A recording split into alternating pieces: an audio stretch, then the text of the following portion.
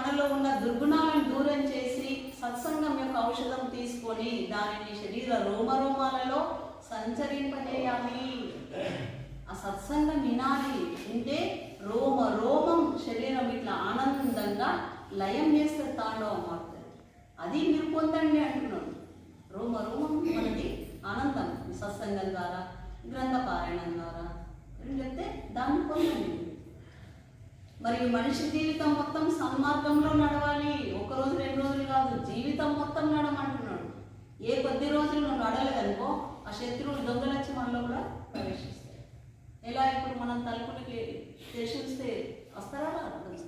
అలాగే మన లోపల కూడా నువ్వు ఇన్నత అవి అట్లే పెట్టివనుకో, వీటి వైపు తెరిచుంచువనుకో, ఈ కర్మేంద్రియాలను, ఈ జ్ఞానేంద్రియాలను వీటు అయిపోయాక ప్రవేశిస్తాయి.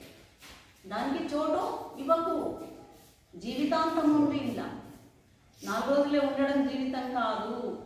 అప్పుడే మనలో ఉన్న రాక్షస రూప షడ్వికారాల పైన అంకుశం పడుతుంది. అంకుశం అంటే దేవి ఇట్లా అంకుశం పడుతుంది చూడండి. దేన్ని సంహరిస్తుంది? సింహాన్ని, లేకపోతే పులిని. దానికి అర్థం ఉన్నది. అంకుశం పట్టింది దేవి అంటే ఆత్మ. దేవి అంటే ఆత్మ శక్తి, ఆత్మశక్తి. దేవి శక్తి అంటే ఈ శక్తి ఇంట్లో ఉంది. అదేం పడుతుంది? అంకుశం పడుతుంది. దేని సంహరిస్తుంది? సింహం దుర్గుణాలను, పులి మన లోపల మద మాచారాలను చంపుతుంది. కానీ మనం ఏం చేస్తున్నాం?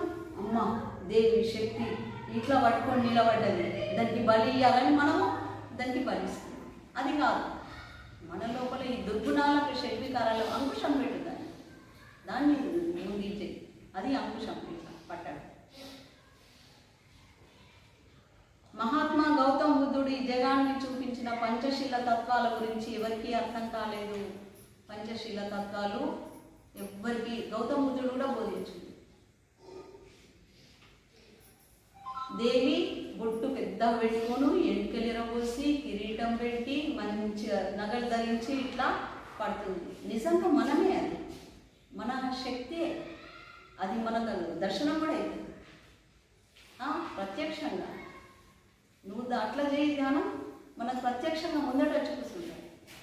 నాకు అయింది కాబట్టి చెప్తున్నా, లేకపోతే నేను చెప్పలేను. దాన్ని గ్రంథం కూడా చేయలేను నేను. ప్రతి ఒక్క అనుభవం బాబా చేస్తుంది కాబట్టి ఇక్కడ కూర్చోబెట్టే స్థానం బాబా ఇడ పాత్ర నుంచి.